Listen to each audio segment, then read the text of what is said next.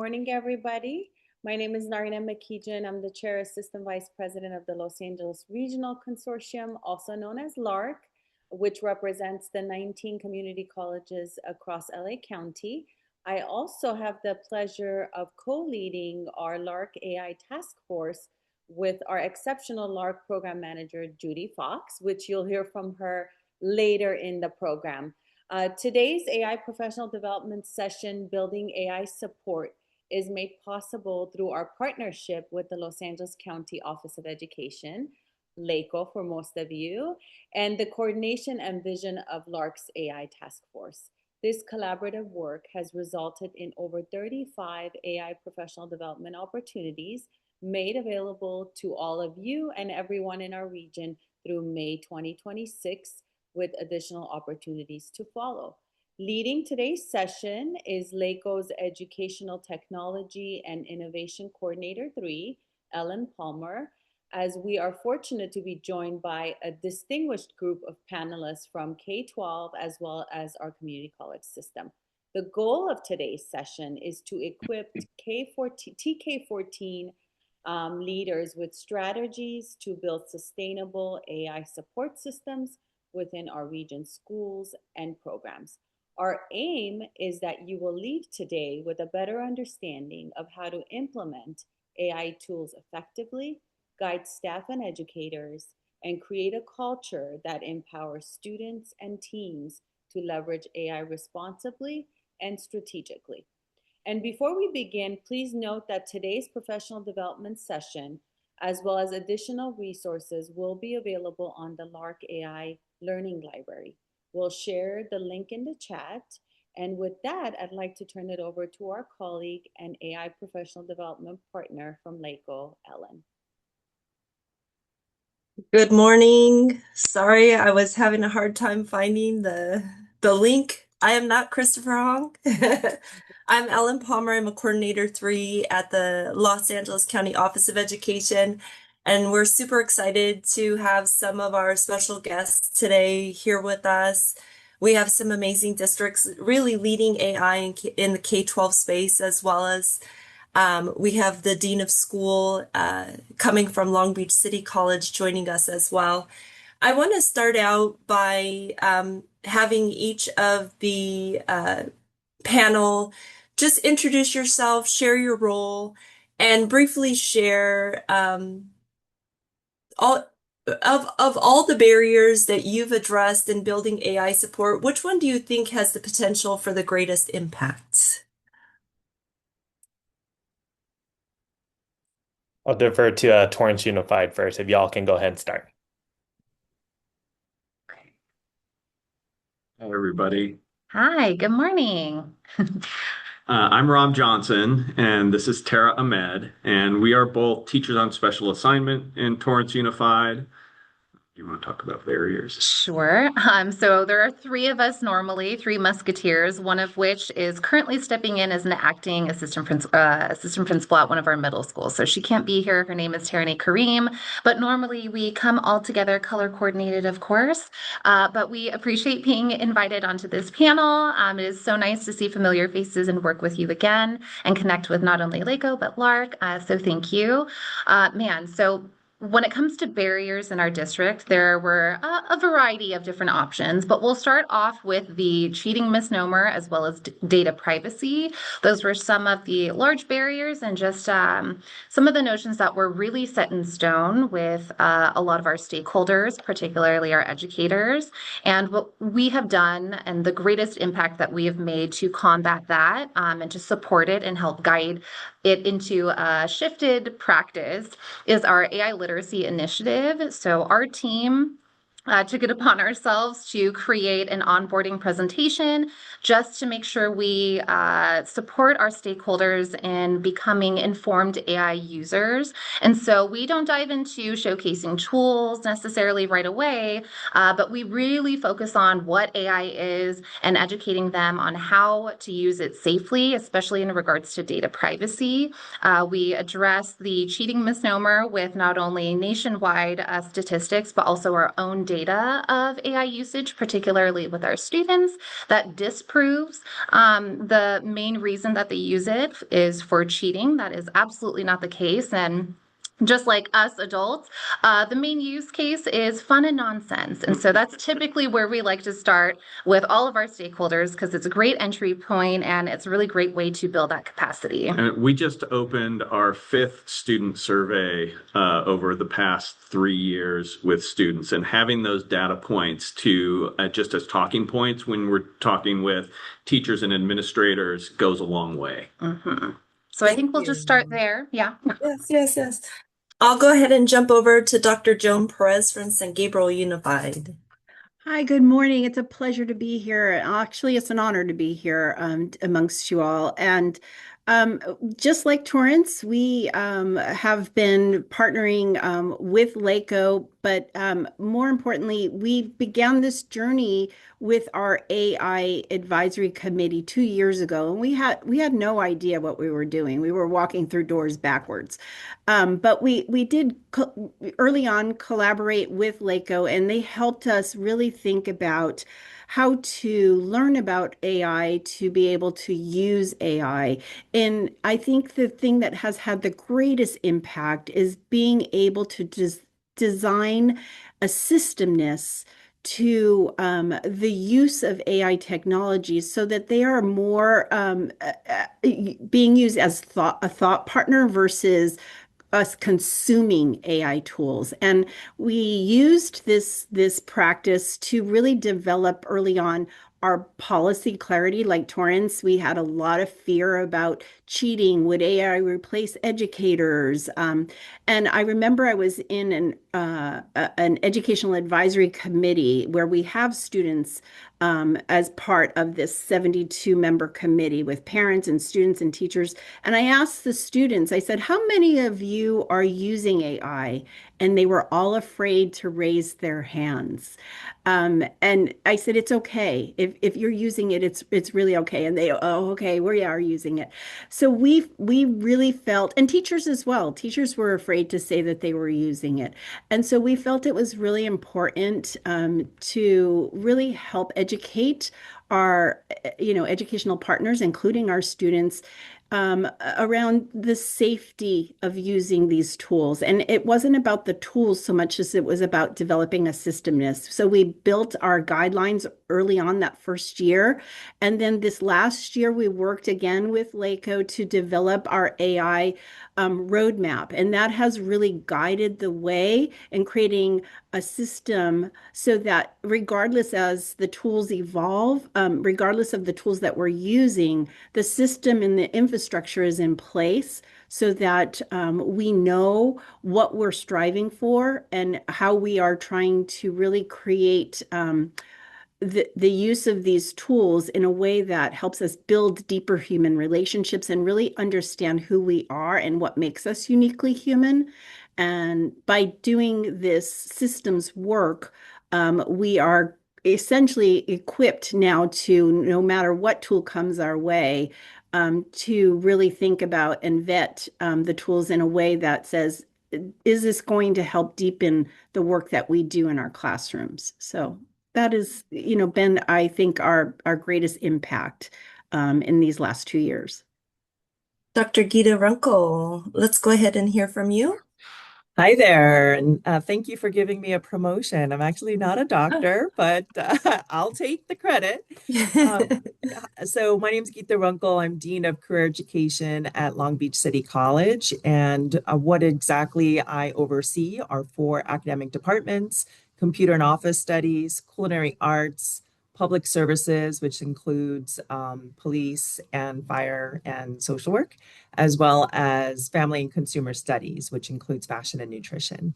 And I'm also serving as the project lead for the Strong Workforce Regional Project on AI literacy and innovation, and that is specifically for CTE programs. It's looking to have an early 2026 kickoff, and we've got about 18 out of the 19 colleges in the LA region participating. So we're really excited to be here. Thank you for the invitation to join this panel. I'm already excited that I'm learning from the other panelists here. And in terms of the barrier, there's many, And it's really great that we're so far all identifying different barriers.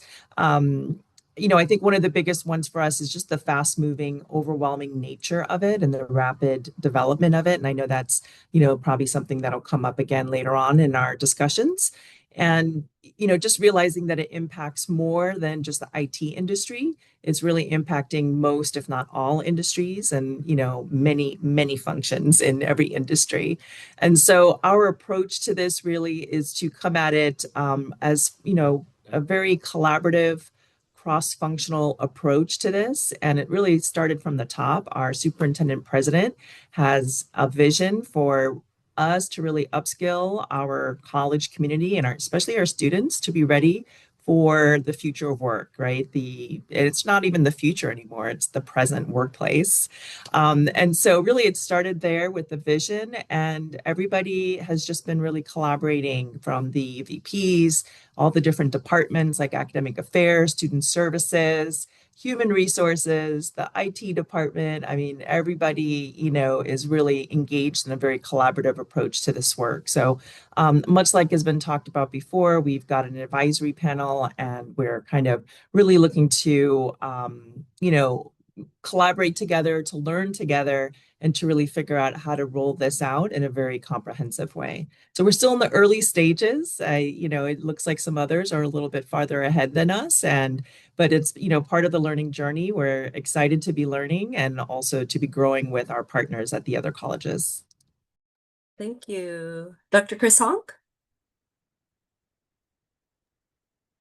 Thank you for having me here today. I've been working with LARC for a minute now, and this is something I'm glad we're bringing more folks to the forefront and highlighting all the great work everyone is doing. And so I work for the LA County Office of Ed. I oversee the EdTech team, and we go out, we provide a lot of support and trainings across LA County. And I think the biggest barrier I'm seeing right now in regards to just the use of artificial intelligence is in education. We are very teacher-centered, and we always neglect our classified staff or other staff from the other areas. And so almost every AI program that comes into a school district or a school system generally tends to be designed around the teacher. So how do we ensure that all educators that are part of this system are included? How do we make sure they're part of it? How do we bring them up? Because if we want to have the biggest impact, we need the entire community engaged, not just the instructional side. So looking at how do we implement and integrate it effectively, because that also gives us use cases for when the students go off to college or they go into trade work or they go into workforce. We have a good idea of what they can do with artificial intelligence in those areas, which is why I also love this collaboration between LARC and LA County Office of Ed, just being able to see what's going on in our community colleges and what's going on in the K-12 and where's the alignment, or TK-12 and where is the alignment, how do we uplift each other?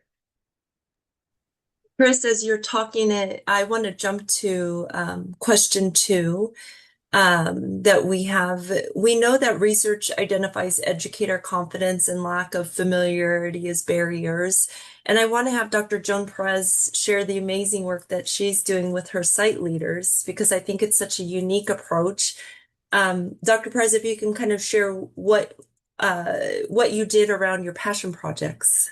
Yeah, so we realized early on that it kind of like Dr. Hong was just sharing, that we needed to engage our entire community. And this work starts with leadership.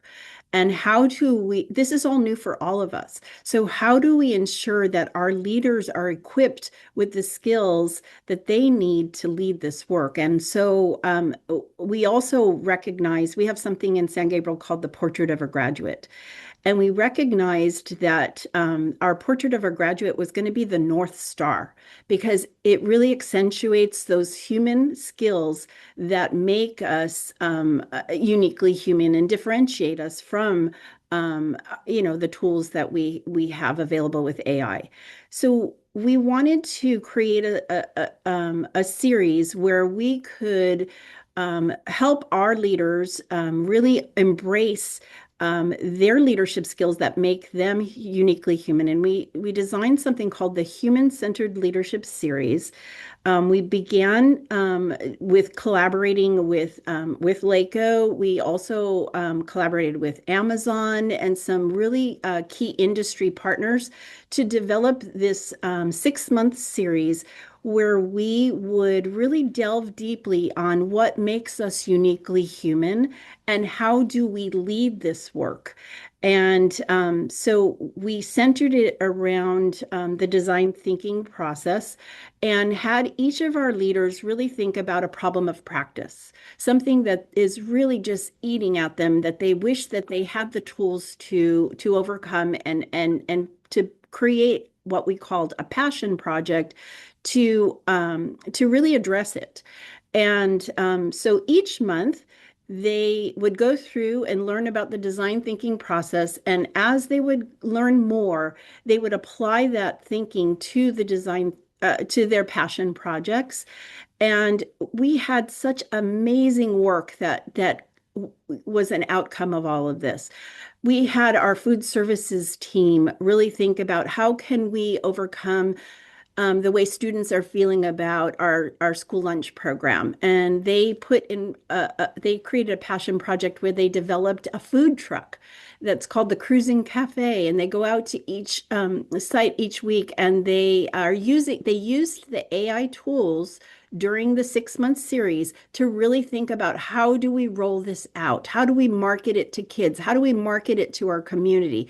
How do we communicate? How do we rebrand ourselves as a food services department? It was highly successful. We have all of our leaders at the district level created a passion project and then used AI to uplift the project and really think deeply about how to instill the design thinking process, not just with their project, but then transfer it and apply it to what they do with their staff. How can they do and replicate this with their staff and those that they lead, whether it be students, parents, or teachers, or even their classified staff? What can they do to replicate this model? And like I said, it's been highly successful. And I also want to just share that we collaborated with the Human Intelligence Movement and another nonprofit called Dedicated to Learning. And we worked with industry leaders and continue to work with them, like Amazon, Google, and they are actually going to offer it to other districts starting in January. And this year they have Human Intelligence Movement, but also Google, Amazon, the Museum of Tolerance, ASU is also their Center for Innovation is going to be partnering. So it's an amazing opportunity to really leverage the tools that we are learning all about and really apply it to something that is a problem of practice and get creative. Thank you. Thank you. I'm gonna kind of jump around our questions. We just heard an amazing opportunity that St. Gabriel has given to their staff, but we know life is not all happy high notes. And so I want to jump in. This is open for anybody to kind of step in and answer. There are definitely some ethical concerns or responsible use concerns. And we know they're not going away, right? Academic integrity, data privacy, bias. How are you tackling the ethical concerns within your own body of work in your system? Because we know we have to be mindful. We can't just dismiss it, right? It's like, oh, you're worried about the environment. Okay, great. Let's go ahead and teach this tool, right? And so what are some of the things that you have done to kind of meet your teachers or your staff where they're at in terms of the ethics and ethical concerns that they have? And this is open to anybody.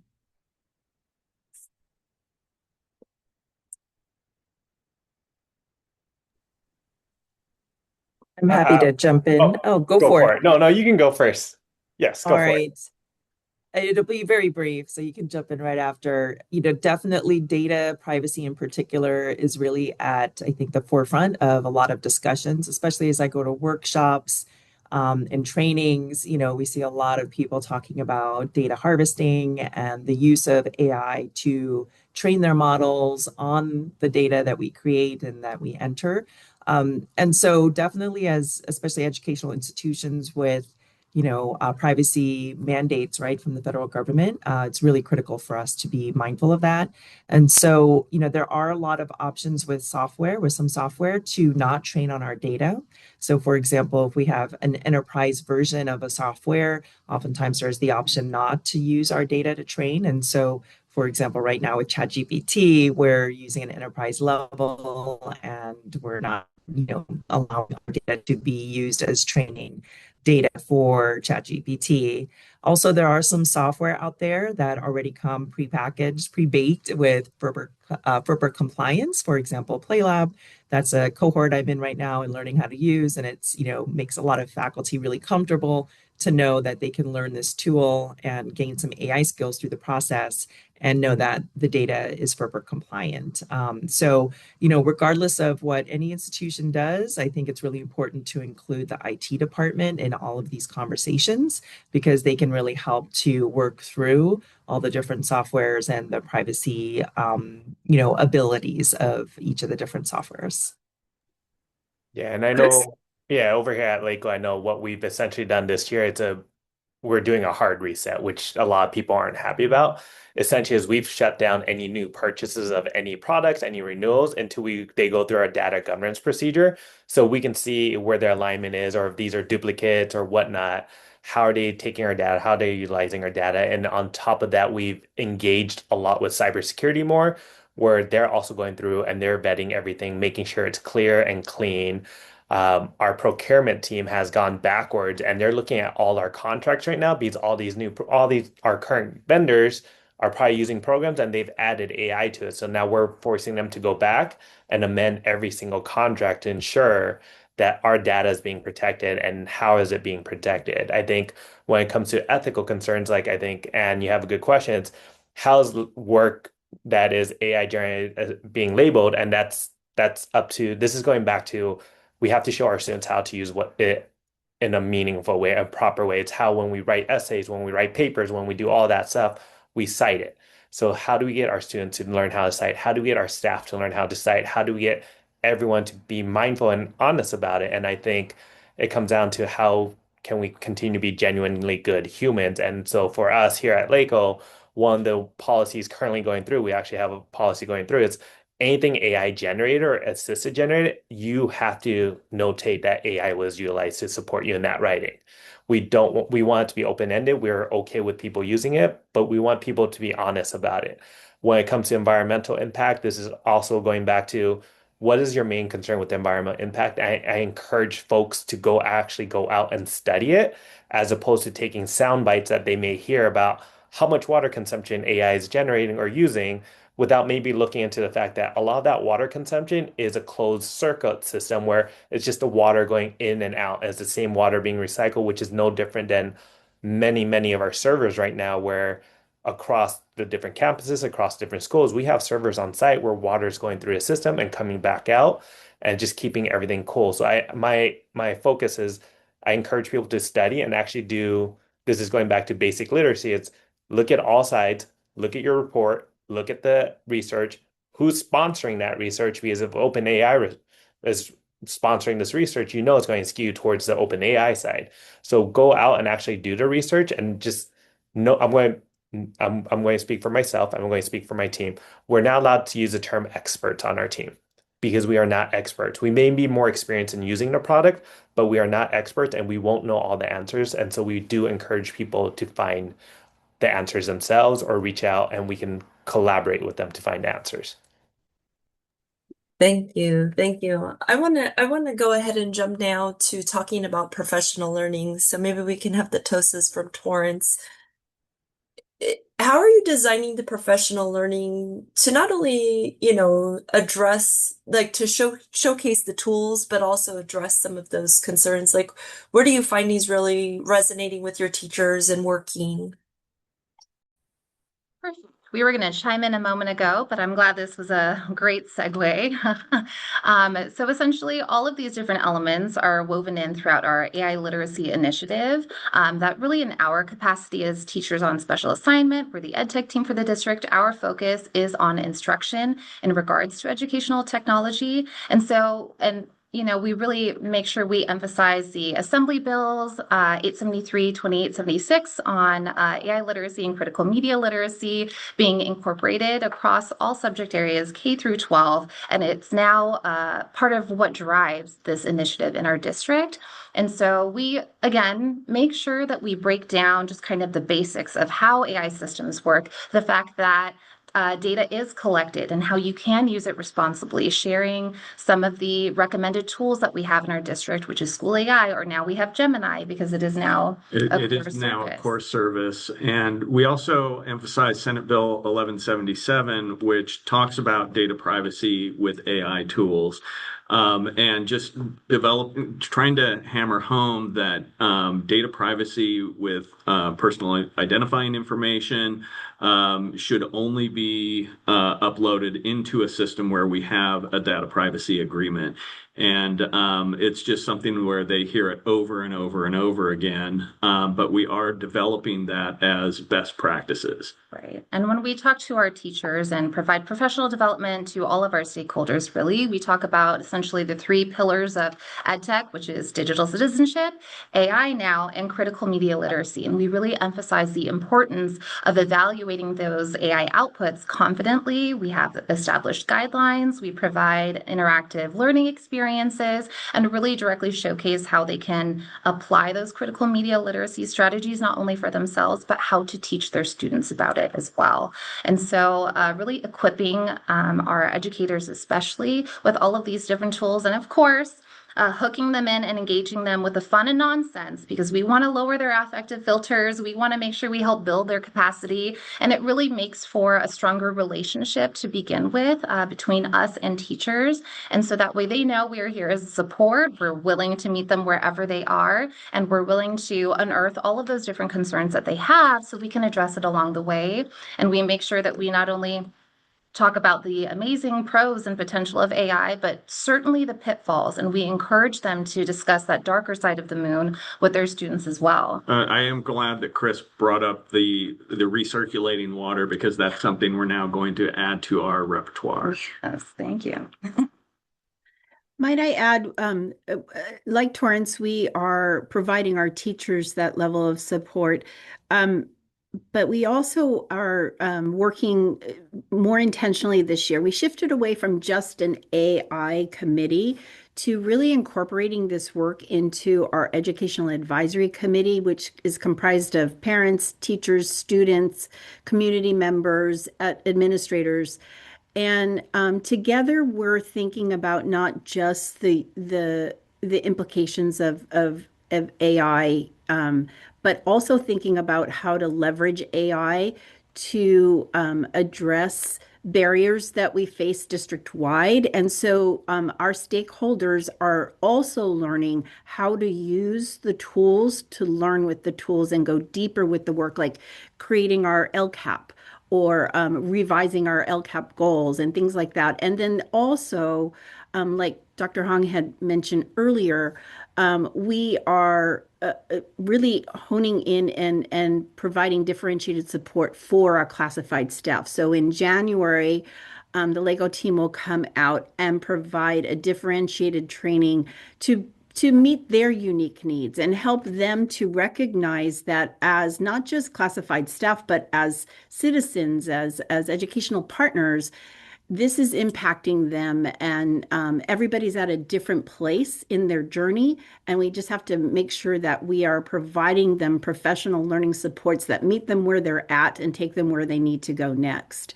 And that's what we're doing with our teachers, with our parents, with our students, and also with our classified staff. Geeta, let's go ahead and will you take a few minutes to share, how are you building capacity for your educators and your staff at Long Beach City College? Sure, happy to take that. So at Long Beach, we've, a couple different approaches. Firstly, recently, the IT department started a series on AI for our college community. So we had faculty, staff, administrators in those trainings. And they did a series in particular, for example, on the Microsoft Copilot, teaching people the basics about AI. And they had kind of like a beginner, intermediate, more intermediate, level. But as a regional project lead, not only for Long Beach as a participating college, but for all the other participating colleges in the LA region, our project, which will kick off in early 2026, is really looking to provide a more comprehensive professional development in both a asynchronous online learning format as well as synchronous online format and also in person. And we know that people learn in different ways, and also their schedules and their time don't always allow for everybody to all meet in person at one big, event and training. So as it was said earlier, we're trying to meet people where they're at in terms of their schedules and their time, but also in terms of their fluency in AI, right?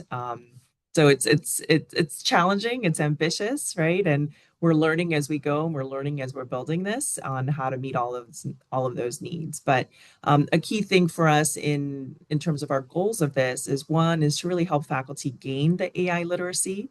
And so, some are total beginners, and then some are maybe even worse than beginners. They're resistant to it and they don't see the point in it. And they think it's, the destruction of our society, right? So we have to kind of, I think, help people to understand the impact of AI on the workforce. And it's here. We can't really avoid it. And I think it's our duty, and we think it's really our duty as educators to help really upskill our students into learning how to engage in this new workforce. And so, in addition to helping our faculty get upskilled, we want to support them in the process of incorporating AI into their curriculum, as well as their instructional practices. And, again, especially what everyone's been saying is making sure our students are guided in how to use AI ethically and responsibly. And in particular, how to use AI really, again, as a thought partner, as it was mentioned earlier, and not necessarily for AI to do all the work, but just learning how to be more productive in what they're doing. So we here at Long Beach, we've already created an AI certificate in AI literacy, as well as an AS degree, an Associate of Science degree that was just approved this semester. So we're really excited to roll that out.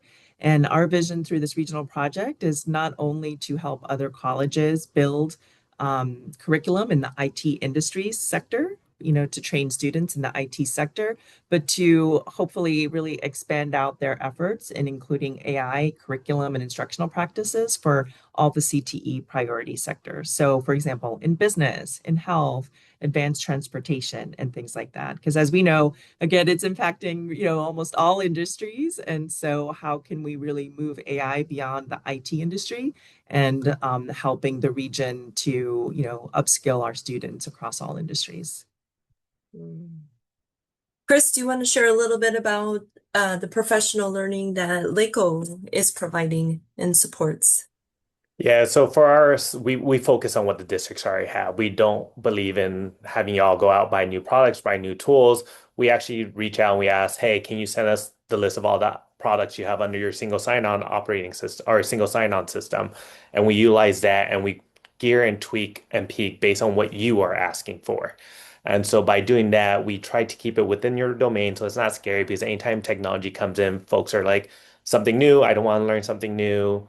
Just keep it simple for me. So we find what's already there, keep it simple. And then the other aspect that actually Ellen provided this past year that I love is we take a lesson redesign approach is you give us what you are already working on and let's see how we can enhance it. And we keep it super simple. Like now think about how you can use it with your students. Now think about how you can engage or think big picture. So for example, one of the projects I'm currently working on is I want to help I work with pre-service teachers. I want them to learn how to think beyond just a direct instruction lesson plan. And so I'm developing a chatbot that does MTSS, that does UDL, that does all these different programs when it comes to the use of helping enhance lesson plans in one way or another that most pre-service teachers don't think about. Thank you. Thank you. There's a lot of talk, and I know even Chris and I have had conversations about how fast AI is moving. And I remember coming into the team last year and feeling like we're talking about AI and what our training and professional learning is going to look like. And he's like, then we learn about agentic AI, and he's like, oh, we're going to have to start teaching about agentic AI. And I'm like, I'm just figuring out this other version of AI. What are you talking about?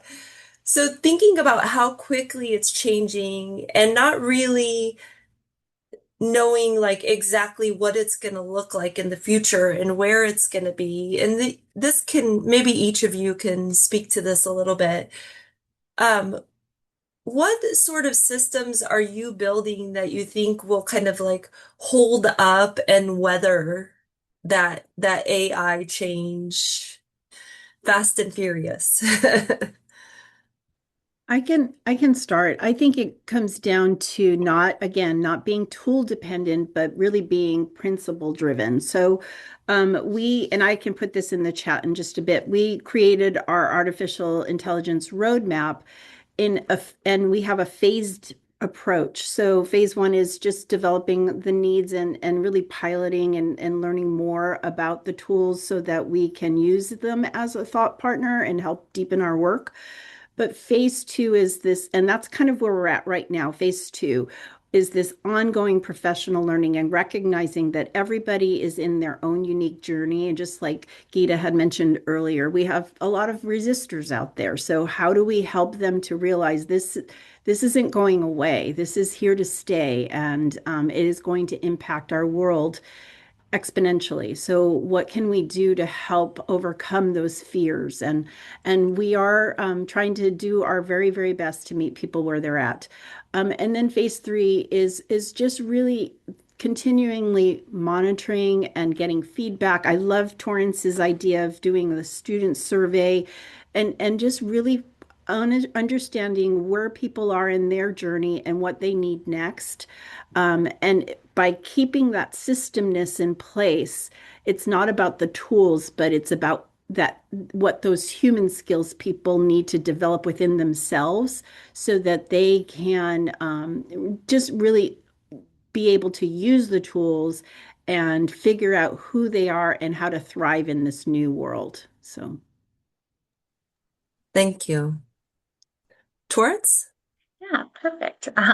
So just to kind of piggyback on what Dr. Perez was mentioning, we're really building that sustainability by focusing on skills and frameworks and guidance over the specific tools, right? Because these tools change rapidly every single day, but what won't change is the need for building critical media literacy skills, prompting as a literacy skill, transparent ethical decision making, instructional strategies that integrate AI intentionally. And so just really fixating on those different strategies would be far more helpful than, showcasing just one tool at a time. And one of the other things that we have been battling is the use of detection services. There are several peer-reviewed papers that just basically say they don't work. OpenAI says they don't work. And we still will have teachers that run written work through detection services and then refer kids to the dean at a high school for discipline based on the results. It victimizes English learners, students of color more than, and they just don't work. And so that is an ongoing battle, and that has been since we started our initiative. And then we begin each of our PD sessions with a disclaimer that everything that we say today is subject to change tomorrow. Chris, do you want to share a little bit? I think for me, it's always super simple is that we are all in echo chambers a lot, especially us in ed tech or like I'm assuming the same for you, Torrance Unified, is we're in echo chambers a lot. I encourage you all to find people who think differently from what you're thinking and articulate and talk to them and learn their perspective. And that's where the dialogue happens. So with Ellen is I always learn a lot with her. Ellen challenges my thinking a lot because she doesn't think the way I think. And that helps me a lot. And so when I go to conferences or I go events or I go to different places, when I talk to people, I'm learning about what they're doing. So then I take that and how do I apply that to my life and how do I apply that to students now? And so big picture is what can I learn from the people? And that's what I do a lot of. Gita, do you want to chime in? Systems and supports? Sure. A lot of great tips have already been shared, and some of what I was going to say was already said. So I'll just say ditto to those comments. And maybe the only other thing in terms of the support and the sustainability aspect of it is really making sure in the long term to identify, funding and key contact people or contact department to provide AI support and professional development in the long term. So, for example, we as a region, we now have access to the CTE Regional Strong Workforce Grant, which is great. It's going to provide us startup funds, and we may be able to reapply for it in future years, but at some point, this will need to be integrated into the way we operate. And so I really do see that the importance of AI learning is probably going to rival that of, online learning and the wave of online learning integration that has happened over, maybe the last decade and really got, super sized during the pandemic and after the pandemic, especially for the community colleges and university world. So, I do think that that's the future of AI and that it needs to, just kind of be really integrated into our operations moving forward.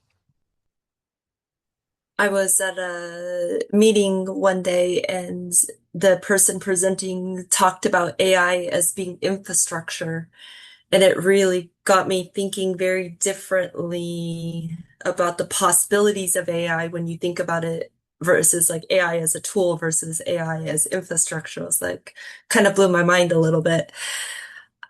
We do have a few minutes. Does anybody in the room have any questions that you would like to ask specifically to any of our panelists? I'd just like to let I did put in the chat the information on the Human-Centered Leadership Series, and I'd like to just uplift Dr. Hong because he will be presenting in our May session, and it's all about harnessing AI as a human-centered leader. So anyone is welcome to come, and so feel free to reach out if you have any questions. If we don't have any additional questions, maybe just final thoughts from any panelists, something that you hadn't said that you'd like to say?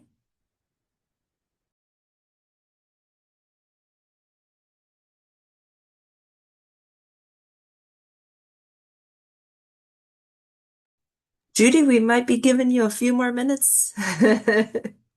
I would just like to just say that what's really been just awesome with this work is that the stars are all aligning. We had back in 2019 created our portrait of a graduate, and we at the time didn't even realize that this was on the horizon. But what has been just beautiful is how we have really thought about what makes us uniquely human and how important it is to uplift and keep that at the center in the heart of all we do as we leverage AI, and to really make it start with, people first, and how we keep that centeredness really will depend on how successful we are with this journey. So. All right. Well, thank you so much, everyone. That was fantastic dialogue. And thank you to our panelists for sharing your expertise and your expert guidance, and to all of you for being here and participating with us today. We hope you feel like you learned something. If you did, please type yes in the chat. We would love to see some of that love shared there. So our next session is Friday, January 23rd for TK14 leaders as well. And it's titled Optimizing Educational Workflows with AI. and we'll drop the link to register in the chat. We also ask you to please complete the feedback form. Be sure to check out the Lark AI Learning Library for future trainings and additional resources. And we wish you all a very happy holiday season and new year. And we look forward to seeing you in our future AI professional development training sessions. Have a great afternoon and wonderful weekend, everyone. Thank you. Thank you. Thank you. Bye. Bye.